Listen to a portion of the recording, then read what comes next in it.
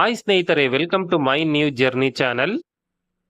ಈ ವಿಡಿಯೋದಲ್ಲಿ ಕೆಆರ್ಎಸ್ ಹಿನ್ನೀರಿನ ಬಳಿ ಪುನರ್ ನಿರ್ಮಾಣಗೊಂಡಿರುವ ಸುಮಾರು 70 ವರ್ಷಗಳ ಕಾಲ ಕೆಆರ್ಎಸ್ ಬ್ಯಾಕ್ ವಾಟರ್ನಲ್ಲಿ ಮುಳುಗಡೆಗೊಂಡಿದ್ದ 12ನೇ ಶತಮಾನದ ಹೊಯ್ಸಳರ ಕಾಲದ ಶ್ರೀ ವೇಣುಗೋಪಾಲ ಸ್ವಾಮಿಯ ದೇವಾಲಯದ ಬಗ್ಗೆ ಮಾಹಿತಿಯನ್ನು ತಿಳಿದುಕೊಳ್ಳೋಣ.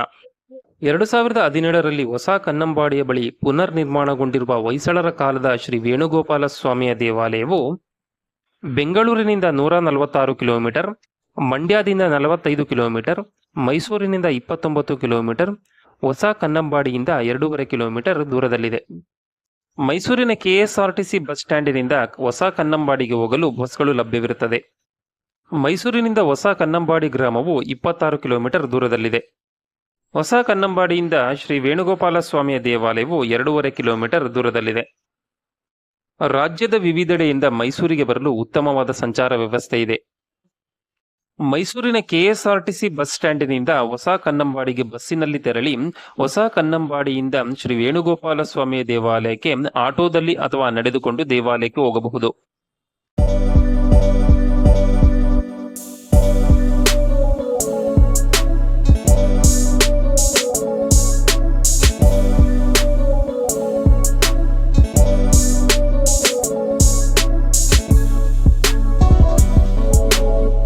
ಸ್ವಂತ ವಾಹನದಲ್ಲಿ ದೇವಾಲಯಕ್ಕೆ ಬರುವಂತಹ ಭಕ್ತಾದಿಗಳು ತಮ್ಮ ವಾಹನವನ್ನು ಪಾರ್ಕಿಂಗ್ ಮಾಡಲು ದೇವಾಲಯದ ಬಳಿ ಉತ್ತಮವಾದ ಸ್ಥಳಾವಕಾಶವಿದೆ. ಇಲ್ಲಿ ಯಾವುದೇ ರೀತಿಯ ಪಾರ್ಕಿಂಗ್ ಶುಲ್ಕವು ತೆಗೆದುಕೊಳ್ಳುವುದಿಲ್ಲ. ಬನ್ನಿ ದೇವಾಲಯಕ್ಕೆ ಹೋಗೋಣ.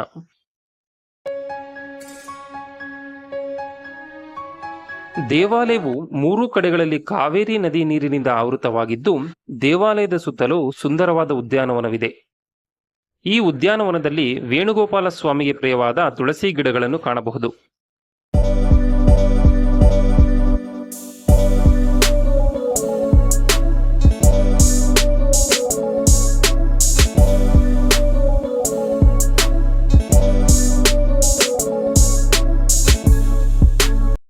ಈ ಸುಂದರವಾದ ಪ್ರಕೃತಿ ಸೌಂದರ್ಯದ ನಡುವೆ ಹೊಸ ಕನ್ನಂಬಾಡಿಯ ಕೆಆರ್ಎಸ್ ಬ್ಯಾಕ್ ವಾಟರ್ನ ಬಳಿ ನಿರ್ಮಾಣಗೊಂಡಿರುವ 12ನೇ ಶತಮಾನದ ಹೊಯ್ಸಳರ ಕಾಲದ ಶ್ರೀ ವೇಣುಗೋಪಾಲ ಸ್ವಾಮಿಯ ದೇವಾಲಯವು ಅದ್ಭುತವಾದ ಶಿಲ್ಪಕಲಾ ಸೌಂದರ್ಯವನ್ನೊಳಗೊಂಡಿದೆ.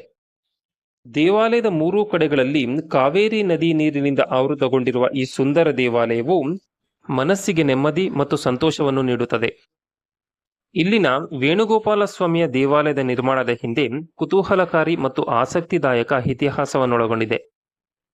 ಸೋಮನಾಥಪುರದಲ್ಲಿನ ಶ್ರೀ ಚೆನ್ನಕೇಶ್ವರ ಸ್ವಾಮಿಯ ದೇವಾಲಯದ ನಿರ್ಮಾಣದ ಸಮಯದಲ್ಲಿ ಕನ್ನಂಬಾಡಿ ಗ್ರಾಮದಲ್ಲಿ ನಿರ್ಮಾಣಗೊಂಡಿದ್ದ ಶ್ರೀ ವೇಣುಗೋಪಾಲ ಸ್ವಾಮಿಯ ದೇವಾಲಯವು 1909ರಲ್ಲಿ ಸರ್ ಎಂ ವಿಶ್ವೇಶ್ವರಯ್ಯನವರು ಕೃಷ್ಣರಾಜ ಸಾಗರ ಅಣೆಕಟ್ಟಿನ ಯೋಜನೆಯನ್ನು ನಿರ್ಮಿಸುವ ಮೊದಲು ಕನ್ನಂಬಾಡಿ ಗ್ರಾಮದ ಜೊತೆಗೆ ಶ್ರೀ ವೇಣುಗೋಪಾಲ ಸ್ವಾಮಿಯ ದೇವಾಲಯ ಹಾಗೂ ಕನ್ನಂಬಾಡಿ ಗ್ರಾಮದಲ್ಲಿದ್ದ ಕೆನ್ನೇಶ್ವರ ಮತ್ತು ಕಾಳಮ್ಮ ದೇವಾಲಯಗಳು ಕೆಆರ್ಎಸ್ ಹಿನ್ನೀರಿನಲ್ಲಿ ಮುಳುಗಡೆಯಾಗುತ್ತಿದ್ದವು.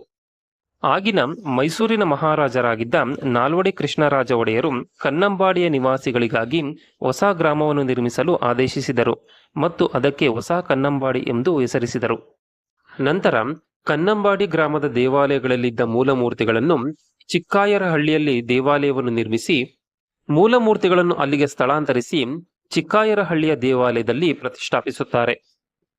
1930ರಲ್ಲಿ ಕೆಆರ್ಎಸ್ ಡ್ಯಾಂ ನಿರ್ಮಾಣದ ಮೊದಲ ಹಂತವು ಪೂರ್ಣವಾದಾಗ ಕನ್ನಂಬಾಡಿ ಗ್ರಾಮದ ಜೊತೆಗೆ ಹೊಯ್ಸಳರು ನಿರ್ಮಿಸಿದ್ದ ಶ್ರೀ ವೇಣುಗೋಪಾಲ ಸ್ವಾಮಿ ದೇವಾಲಯ, ಕೆನ್ನೇಶ್ವರ ಹಾಗೂ ಕಾಳಮ್ಮನವರ ದೇವಾಲಯಗಳು ಕೆಆರ್ಎಸ್ ಹಿನ್ನೀರಿನಲ್ಲಿ ಸಂಪೂರ್ಣವಾಗಿ ಮುಳುಗಡೆಯಾಗುತ್ತವೆ.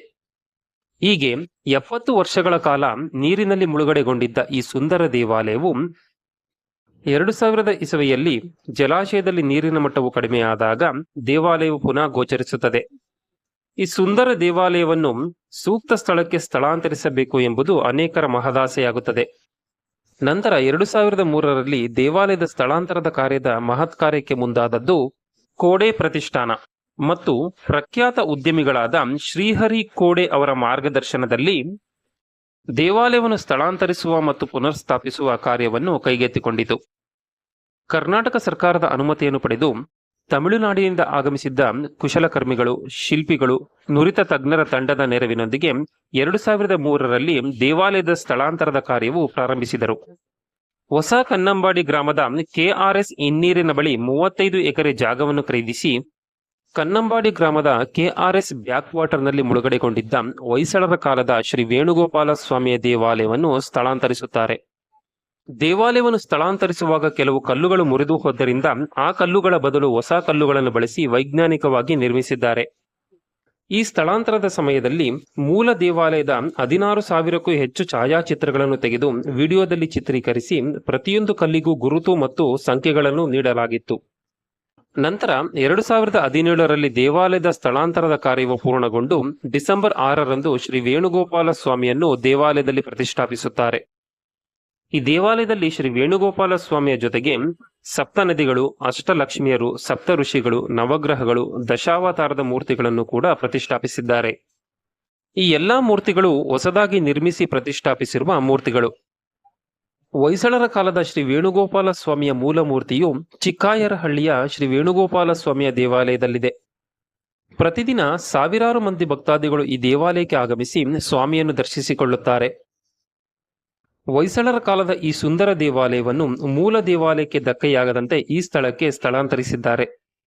ಇಂತಹದೊಂದು ಮಹತ್ ಕಾರ್ಯವನ್ನು ಮಾಡಿ ಹೊಯ್ಸಳರ ಕಾಲದ ಶಿಲ್ಪಕಲಾ ಸೌಂದರ್ಯಕ್ಕೆ ಮತ್ತೆ ತನ್ನ ಗತವೈಭವವನ್ನು ಮರುಕಳಿಸುವಂತೆ ಮಾಡಿದ ಕೋಡೆ ಫೌಂಡೇಶನ್ ಹಾಗೂ ಶ್ರೀ ಹರಿ ಕೋಡೆಯವರಿಗೆ ಹೃದಯಪೂರ್ವಕ ಧನ್ಯವಾದಗಳು.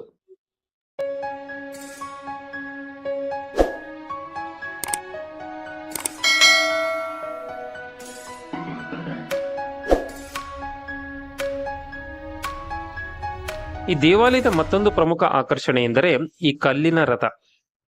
ಹಂಪಿಯಲ್ಲಿನ ಕಲ್ಲಿನ ರಥದ ಮಾದರಿಯಲ್ಲಿ ಈ ಕಲ್ಲಿನ ರಥವನ್ನು ನಿರ್ಮಾಣ ಮಾಡಿದ್ದಾರೆ.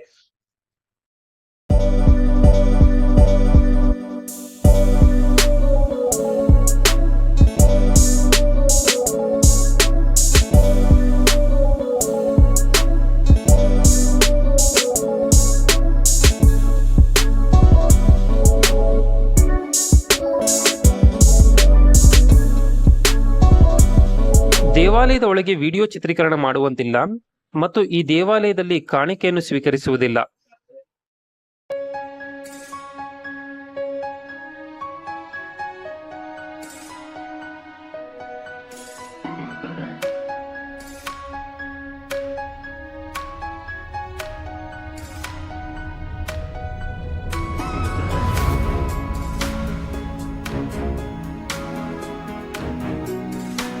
ಸಂಜೆಯ ವೇಳೆಯಲ್ಲಿ ಇಲ್ಲಿನ ಸೂರ್ಯಾಸ್ತದ ದೃಶ್ಯ ತುಂಬಾ ಮನಮೋಹಕವಾಗಿರುತ್ತದೆ.